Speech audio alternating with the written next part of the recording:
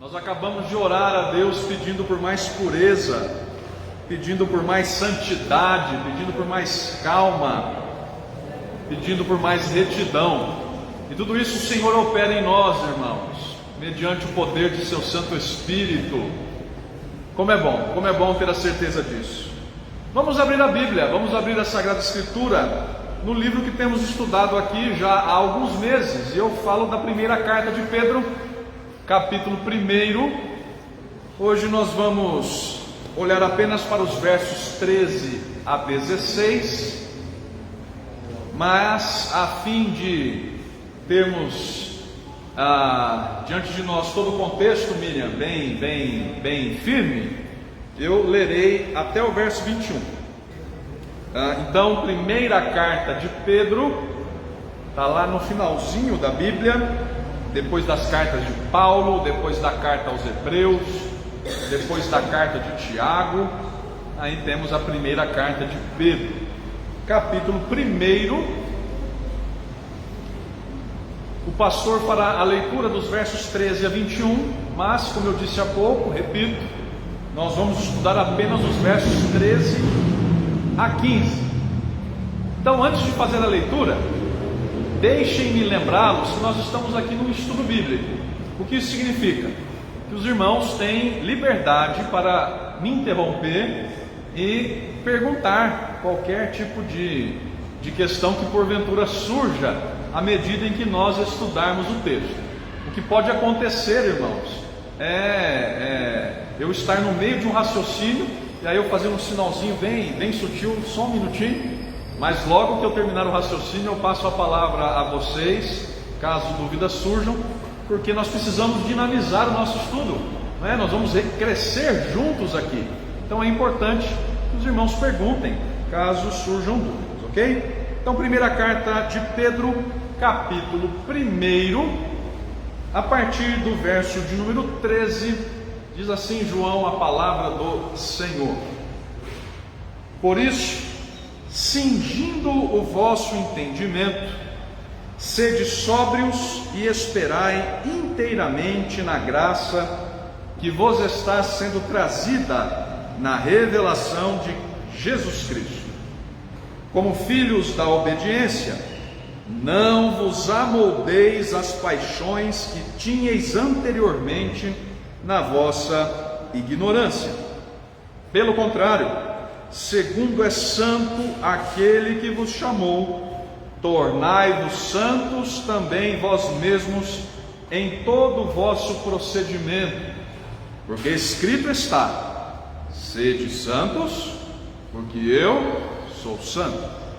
Ora, se invocais como Pai aquele que, sem acepção de pessoas, julga segundo as obras de cada um, portai-vos com temor durante o tempo da vossa peregrinação, sabendo que não foi mediante coisas corruptíveis como prata ou ouro que fostes resgatados do vosso fútil procedimento que vossos pais vos legaram, mas pelo precioso sangue, como de cordeiro sem defeito e sem mácula, o sangue de Cristo, conhecido com efeito antes da fundação do mundo, porém manifestado no fim dos tempos por amor de vós, que por meio dele tendes fé em Deus, o qual o ressuscitou dentre os mortos e lhe deu glória, de sorte que a vossa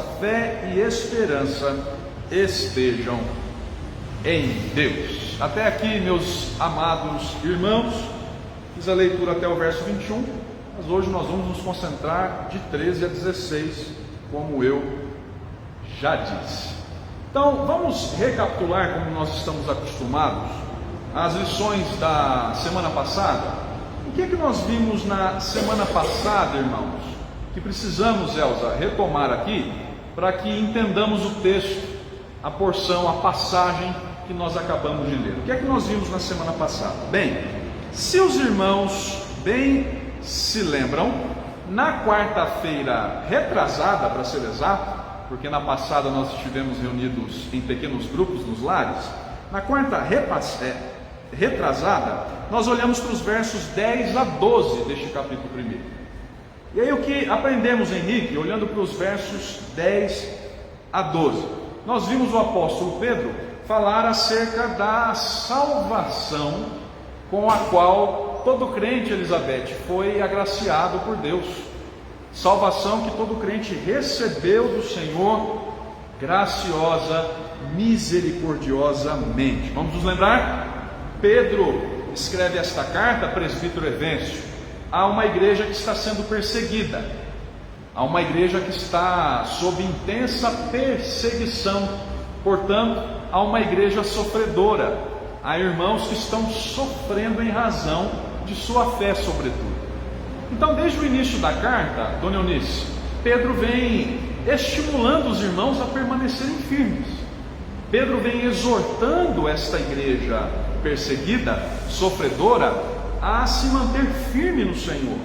Ele estimulou estes irmãos a olharem para a herança incorruptível, guardada nos céus pelo próprio Senhor, herança sem mácula, imarcessível. Estão lembrados? Nós vimos isso no 4º verso deste capítulo 1. Pedro também disse a esses crentes, Sara, que eles poderiam encontrar força no fato de serem guardados por Deus, pelo poder de Deus, mediante a fé, para a salvação. E olha só, vejam, crentes que estavam entristecidos em razão das circunstâncias que enfrentavam, mas que ainda assim estão sendo estimulados pelo apóstolo, apesar das dificuldades, apesar das tristezas, apesar das perseguições. Meus irmãos, fiquem firmes, vocês têm herança nos céus, vocês são guardados pelo poder de Deus para a salvação. E de fato, irmãos, estes crentes a quem Pedro escreve estavam, apesar das dores, das lutas e dos pesares, estavam firmes em sua fé. Pedro disse isso a partir do 6º verso. Vejam comigo lá no capítulo 1. Estou apenas recapitulando para que a gente entre no texto de hoje. Pedro disse àqueles irmãos: nisso exultai, ou seja, vocês têm se alegrado nisso, no fato de terem sido salvos por Deus, muito embora no presente, por breve tempo, se necessário, estão vendo aí comigo o 6º verso? E sejais contristados, ou seja, estejam entristecidos em razão de várias provações. Então ele fala do propósito da provação, Zuleide. Vocês sabiam que Deus usa das provações em nossa vida para atingir seus propósitos, não sabiam, irmãos? Todas as coisas cooperam para o bem daqueles que amam a Deus. Não é o que o apóstolo Paulo escreve em uma de suas cartas? Pedro lembra isso aos seus leitores. Verso de número 7. Para que, uma vez confirmado o valor da vossa fé, muito mais preciosa do que o ouro perecível, mesmo apurado por fogo, redunde em louvor, glória e honra na revelação de Jesus Cristo. Ou seja, Pedro diz: eu sei que não está fácil para vocês, vocês estão sendo provados, estão sendo perseguidos, mas Deus tem bons propósitos com isso. A finalidade pela qual vocês estão sendo provados é boa, ela redundará, ou seja, resultará em coisas boas. Verso de número 8, ele diz: eu sei, crentes, que vocês amam o Senhor Jesus Cristo, a quem não havendo visto, amais. Eu sei que nele, embora vocês não o vejam, vocês, crendo, com fé, exultam. Vocês se alegram com alegria indizível e cheia de glória. E nisso, Diácono Antônio, verso de número 9, vocês estão obtendo o fim da vossa fé, experimentando da salvação, das benesses, dos benefícios da salvação na vida diária de vocês, obtendo o fim da vossa fé. Então, a partir do verso 10, ele fala sobre esta salvação, tal como anunciada pelos profetas do Antigo Testamento. Estão lembrados, irmãos? Ainda estou na recapitulação. Verso número 10, foi a respeito desta salvação que os profetas indagaram e inquiriram, os quais profetizaram acerca da graça a vós outros destinada. Então vejam, não percam de vista o fato de Pedro estar estimulando os crentes em meio às perseguições. Uma das maneiras pelas quais ele faz isso, Miguel, a partir do verso 10, é dizendo o seguinte: vocês são muito privilegiados. Os profetas da antiga aliança, lá do Antigo Testamento, não experimentaram daquilo que vocês estão experimentando hoje, na era presente, na nova aliança. Os profetas anunciaram a vinda do Messias, profetizaram acerca da chegada do Salvador, mas não tinham muitas informações, Mariana, sobre isso. Eles até procuraram saber mais, não é? Viram aí o verso número 10? Até indagaram, inquiriram, ou seja, procuraram saber mais, investigaram um pouco mais sobre essa salvação que eles mesmos anunciavam ao povo de Deus, mas a graça que eles profetizavam, ou sobre a qual eles profetizavam, estava reservada a crentes, para vocês. Viram aí o finalzinho do 10º verso? Acerca da graça a vós outros destinado. Olha o que Pedro está fazendo aqui, irmãos. Eu sei que está difícil, mas fiquem firmes. Vocês são privilegiados. Os profetas da antiga aliança queriam ter experimentado o que vocês estão experimentando no presente, muito embora estejam enfrentando provações. Por quê? Verso 11: porque esses profetas investigaram atentamente a ocasião, as circunstâncias oportunas indicadas pelo Espírito de Cristo que neles estava, ao dar testemunho sobre os sofrimentos referentes a Cristo e sobre as glórias que os seguiram. Então vejam só que coisa, Pedro faz menção aos sofrimentos de Cristo, Rosângela. O que é que ele nos lembra com isso? É claro, lembra a seus leitores e a nós hoje, que também lemos sua carta aqui em São Paulo no ano de 2024, o que é que ele está lembrando a todos nós? O próprio Cristo sofreu. O próprio Jesus enfrentou sofrimentos em seu ministério aqui na terra. Não será diferente conosco. Aliás, irmãos, vamos nos lembrar, não foi o que o próprio Jesus disse: no mundo tereis aflições, mas tem de bom ânimo, eu venci o mundo. Mas o fato, irmãos, é que Jesus sofreu enquanto estava aqui conosco, e Ele mesmo nos ensinou que o seu caminho é sim um caminho de sofrimento. Aquele que quiser vir após mim, tome a sua cruz, negue-se a si mesmo e siga-me. Sofrimento, dificuldade. Pedro lembra isso aqui aos seus leitores. Mas vejam o final do verso 11. É verdade, ele enfrentou sofrimentos, mas depois de enfrentá-los, experimentou de glórias. Glórias seguiram esses sofrimentos. Assim é conosco, irmãos. Assim é de ser com o crente. O crente sofre, é verdade, seguindo o caminho da cruz, mas um dia essa cruz será trocada por uma coroa de glória. O sofrimento há de ser trocado pelas glórias que o seguem. Foi assim com Jesus, assim será conosco. Então vejam, desde o início da carta, Pedro está estimulando os irmãos a permanecerem firmes. Está difícil, eu sei, mas fiquem firmes. Está difícil, eu sei, mas vocês são privilegiados. Verso de número 12: aos profetas, lembrem-se, crentes, foi revelado que não para eles mesmos, mas para vós outros, privilegiados, crentes da nova aliança, eles ministravam as coisas que agora vos foram anunciadas por aqueles que, pelo Espírito Santo enviado do céu, vos pregaram o Evangelho, coisas essas que anjos anelam perscrutar. Até comentei na semana retrasada, na quarta-feira passada, que esse verso gera bastante confusão por aí, né?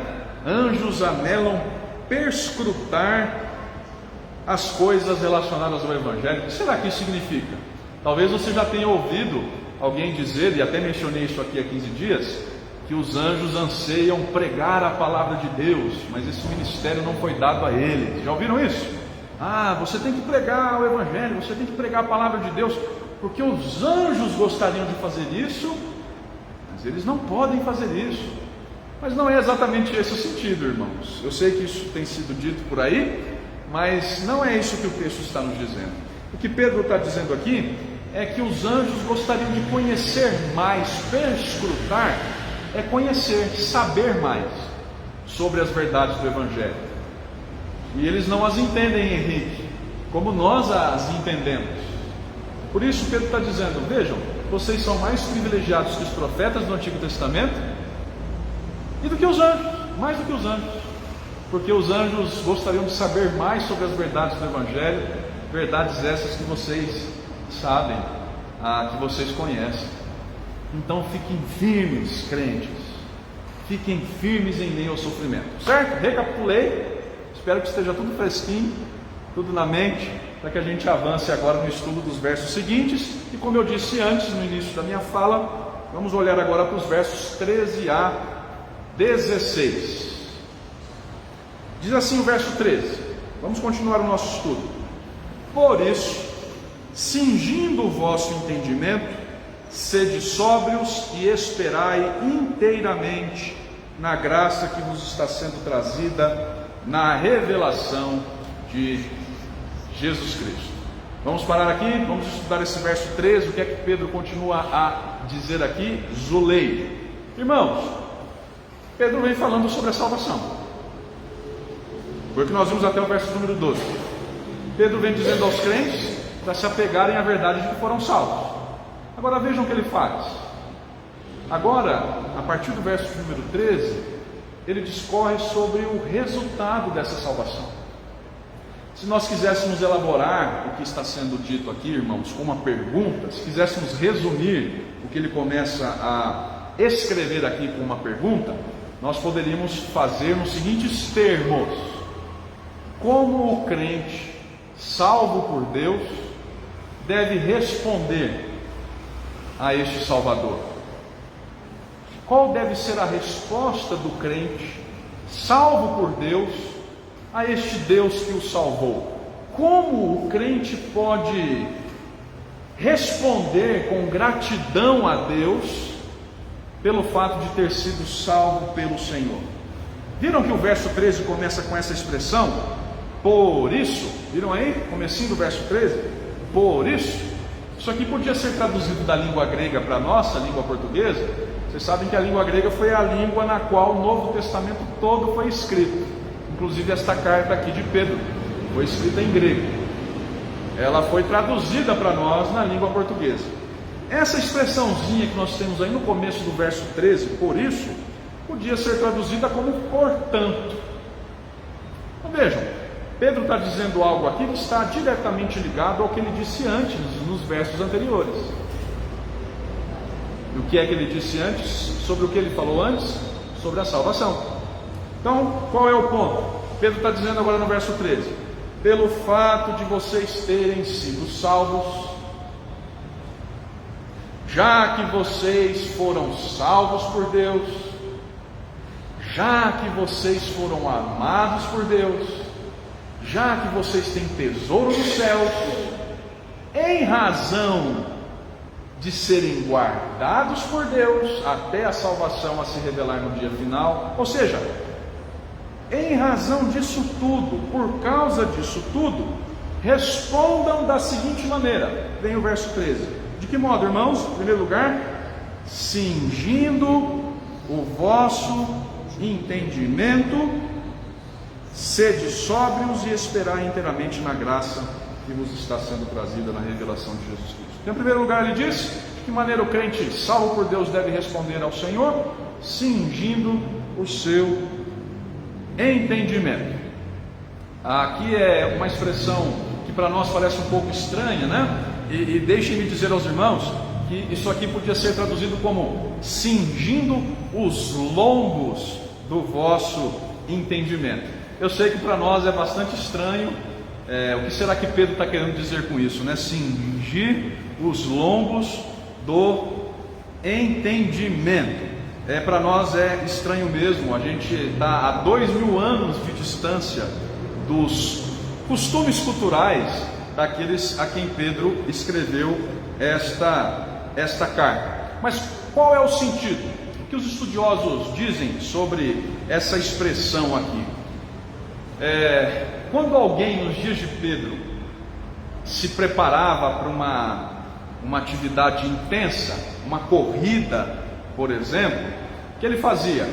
Ele cingia os lombos, ele recolhia o manto, puxava o manto entre as pernas, prendia o manto em torno da cintura para conseguir correr sem tropeçar na sua própria vestimenta.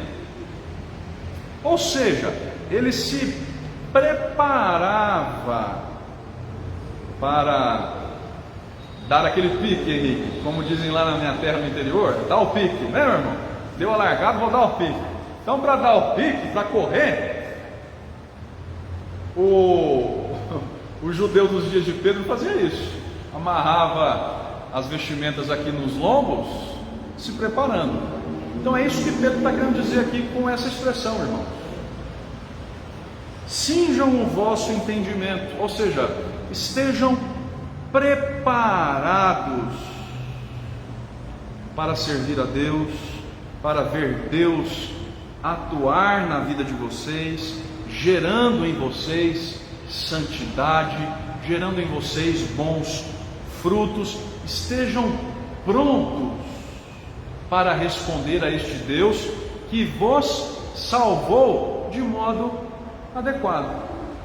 Pedro está exigindo dos seus leitores aqui, irmãos, uma certa prontidão espiritual. Estejam prontos para ver Deus operar na vida de vocês, no coração de vocês. Cinjam o vosso entendimento. E aí ele continua: sede sóbrios e esperai inteiramente na graça que vos está sendo trazida. Me ajudem, irmãos. Qual é o significado aqui de sóbrio? O que é sobriedade? Quando alguém está sóbrio, qual é o seu estado? Está controlado? O que mais? Me ajudem, vamos dinamizar o estudo. O que mais? Consciente, alerta. Ou seja, ele tem um autocontrole. Concordam comigo? Quando alguém abusa da bebida alcoólica, o que acontece? O que acontece com a embriaguez? A pessoa perde o autocontrole, ela deixa de estar sóbria, ela não tem mais sobriedade. Então vejam o que Pedro está dizendo aqui. Ele não está apenas admoestando contra a embriaguez física, mas também está admoestando contra aquele tipo de embriaguez espiritual. Deixa eu me fazer um pouco mais claro. Pedro está dizendo: estejam preparados para assistir à ação de Deus em vocês, deixando os pensamentos, as ações, as palavras que desagradam a Deus, que são ofensivas a Deus, que fazem com que vocês percam o autocontrole da vida de vocês, que fazem com que vocês percam a vigilância espiritual na qual todos vocês devem estar. Ou seja, ele está incentivando os irmãos aqui a vigiarem constantemente, a estarem preparados. É o significado de cingir os lombos do entendimento. Estejam preparados, prontos para a ação de Deus em vocês. E de que modo ele diz agora? Sendo sóbrios, não se deixando embriagar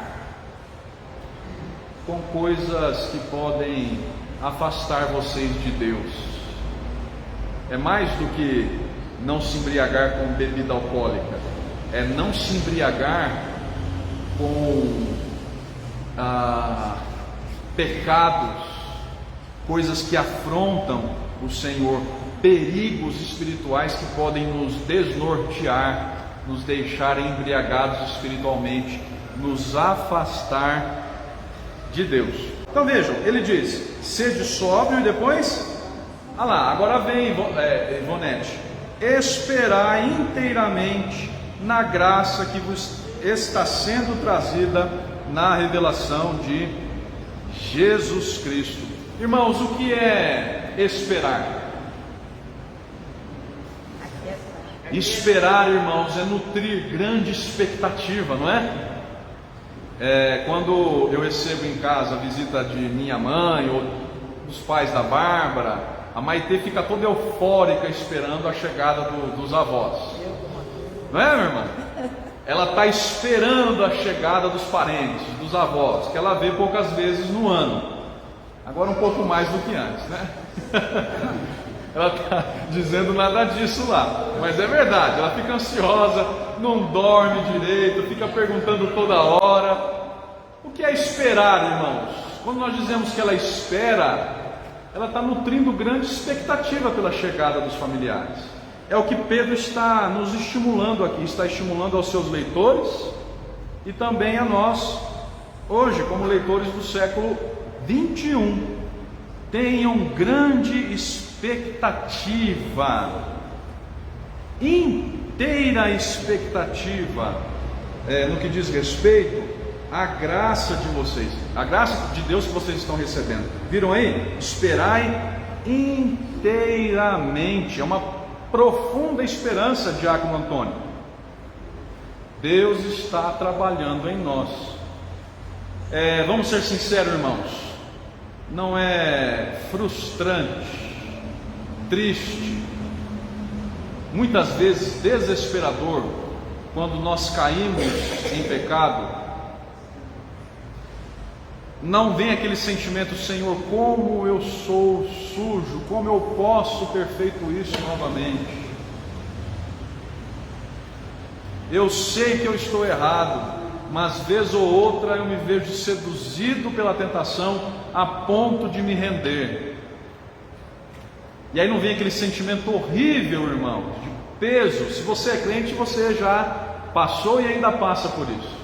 Aquele peso, aquela tristeza profunda no coração. Olha o que Pedro está dizendo aqui para todos nós: um dia isso vai acabar.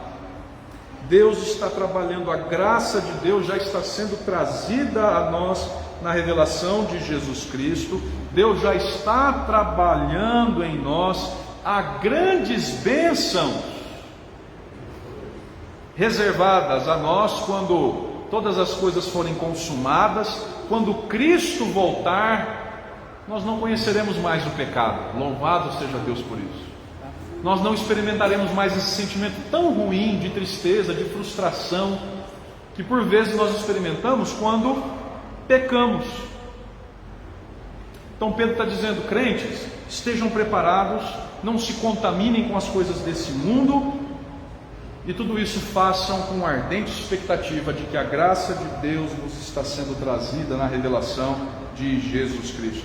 Façam isso com esperança. Realinhem, reorganizem as prioridades de vocês conforme esse futuro glorioso, conforme essa graça que está sendo oferecida, trazida em Cristo Jesus. Verso 14 agora. Ele continua: como filhos da obediência, não vos amoldeis às paixões que tinhais anteriormente na vossa ignorância.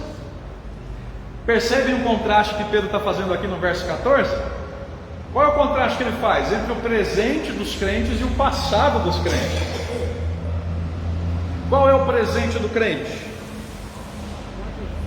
Obediência, filho de Deus. Ele foi adotado por Deus, foi salvo por Deus, e agora, por ter sido salvo por Deus, ele é um filho da obediência.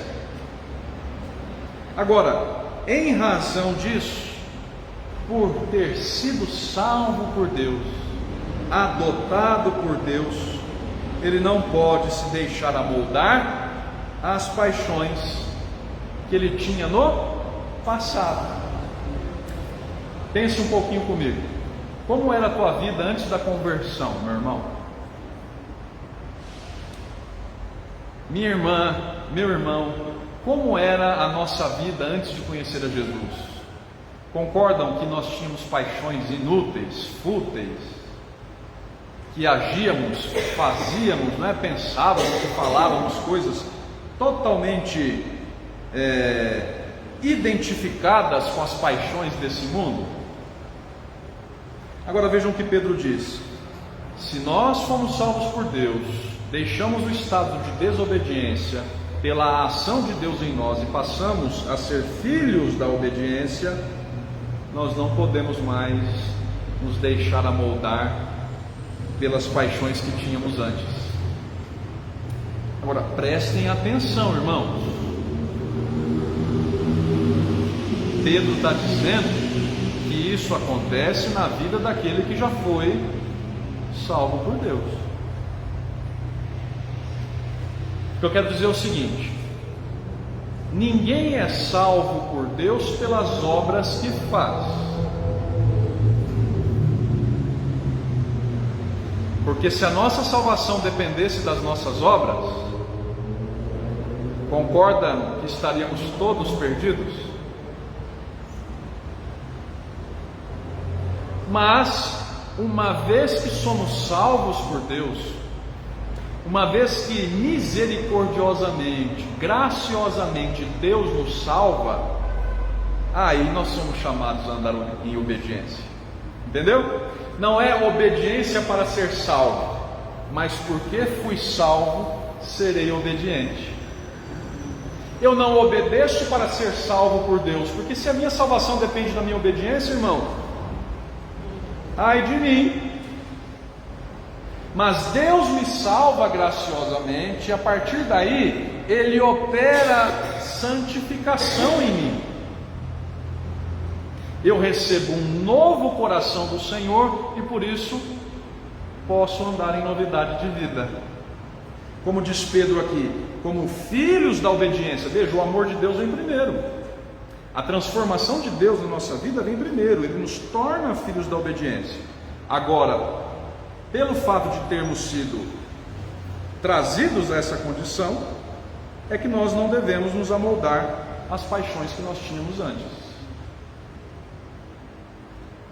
E é isso mesmo que nós vemos em nós. Nós temos lutado contra os pecados, irmãos. Temos lutado contra as paixões que tínhamos antes de conhecer a Cristo? Ou será que a nossa vida é a mesma? Exatamente a mesma em relação àquela que nós vivíamos antes de afirmarmos ter conhecido ao Senhor? Se nós de fato fomos salvos por Deus, andaremos em novidade de vida. Nós não nos deixaremos amoldar as paixões que tínhamos antes. E aí vejam o finalzinho aí, né, irmãos? Na ignorância. Mas ainda antes disso, eu chamo a atenção dos irmãos para aquilo que Pedro diz, né? Não vos amoldeis. O que é amoldar? Antes de passar a palavra, Beth. Quando eu preciso tirar o molde de alguma coisa, o que eu faço? Eu disse isso aqui na semana, né, meu irmão? Na quarta passada, lá no Cruzeiro do Sul, no nosso estudo dos lares, que eu passei 3 ou 4 dias morrendo de dor de dente. Foi uma luta. Até a hora que eu não consegui mais e tive que ir para o dentista. Não tinha mais solução. Foi na semana passada. Aí ele meio que improvisou lá, não está 100% ainda, mas uma hora chega lá, com a graça de Deus, né? E aí ele fez lá, tirou o raio-x, viu a minha arcada dentária, falou: ó, pastor, não falou pastor, né? Falou: ó, Douglas, você vai precisar usar aparelho. E não é o primeiro dentista que me diz isso. Eu ouço isso aqui, ó, há muito tempo e nunca coloquei, né? Por vários motivos. Você precisa usar aparelho. Por quê? Porque a dentição precisa arrumar aí, está meio torto, vai começar a prejudicar a sua mastigação, vai dar problema no futuro. E eu venho ouvindo isso, irmãos, desde adolescente. Uma hora eu vou ter que fazer, né? E quando eu for fazer, Pedro, eles vão ter que tirar um molde, concorda? Da minha arcada dentária. Ou seja, eles vão ter que usar instrumentos que vão tirar que vão vão se amoldar a minha arcada dentária. Vão tomar a forma da minha dentição. Estão entendendo? Quando Pedro diz, não vos amoldeis às paixões, esse é o sentido. Não tomem a forma deste mundo. Estão lembrados daquilo que o apóstolo Paulo escreve no capítulo 12 da carta aos Romanos? Não vos conformeis com este século. A ideia é parecida, é isso mesmo, não é Romanos 12? A ideia é basicamente a mesma. Não tome a forma, não se conforme. Já viram quando a água é despejada em um recipiente bem estreitinho? Ela toma a forma do recipiente. Mas e se ela for despejada num recipiente bem largo? Ela vai tomar a forma do recipiente. É um bom exemplo para a gente entender o que Pedro está dizendo. Tem crente que se diz crente, mas vive se amoldando ao mundo, tendo a forma do mundo, as práticas do mundo, os pensamentos do mundo, as palavras do mundo. Parece que converteu o pé porque vai à igreja, mas a língua não, né, meu irmão? Mas espera aí, será que isso é possível? Pedro está dizendo, não, filho da obediência não faz isso. Se vocês são filhos da obediência, como vocês são filhos da obediência, não vos amoldeis. Como Paulo escreve lá em Romanos 12, 2. Não volte ao tempo passado, ao tempo da ignorância, ou seja, quando vocês não conheciam ao Senhor. Verso 15. Não vos amoldeis às paixões. Aí vem o verso 15. Pelo contrário, o que é que o crente tem que fazer então? Segundo é santo aquele que vos chamou, tornai-vos santos também vós mesmos em todo o vosso procedimento. Pergunta: o que significa a palavra santo? Separado. Muito bem, estão afiados. Separado. Quando eu digo que Deus é santo, o que eu estou dizendo? E aliás, a Bíblia diz, fazer referência ao texto que o presbítero Evencio citou lá de Isaías 6, que Deus não só é santo, mas é santo, santo, santo. É Deus santíssimo. Qual é o sentido? Ele está separado de todo tipo de contaminação. Nele não há nenhuma impureza, nele não há nenhuma mácula. Agora vejam, como é santo aquele que nos chamou, separado do pecado, separado das impurezas, separado das paixões deste mundo, os crentes, nós também somos chamados a ser santos, ou seja, separados. E aqui entendam separados, irmãos, nesse sentido, tá? Separados do pecado. Eu não quero dizer que nós devemos, Miriam, ser separados no seguinte sentido: fazer como os monges lá da Idade Média, sair do meio do convívio da sociedade, ir para um mosteiro no meio do deserto e se separar de tudo e de todos, porque o mundo está todo contaminado e aqui eu vou ficar quietinho, separado, enclausurado, e isso vai bastar. Não é isso, porque Jesus mesmo nos disse, Ele orou nesse sentido, Estão lembrados? Não peço que os tire do mundo, mas que os livre. Então qual é o sentido? É ser separado do pecado, irmãos, separado daquilo que desagrada a Deus. Deus é santo, Ele não se contamina com o pecado. Nós que fomos chamados por Ele, devemos nos tornar santos também. Esse é o sentido, ou seja, devemos levar uma vida de retidão, separada dos prazeres do mundo. E aí viram o finalzinho do verso 15: sede também vós santos em todo o vosso procedimento. Aqui, meu irmão, não é ser santo só numa área da vida e na outra não, tá? Tem aquelas gavetas do nosso coração, Zelda, que a gente não quer mexer. Não, nesse prazerzinho aqui eu não vou mexer. Isso aqui eu gosto de fazer. Não vem mexer aqui não, Senhor. Eu renuncio às outras coisas, mas nisso aqui eu não vou renunciar, não vou mexer não.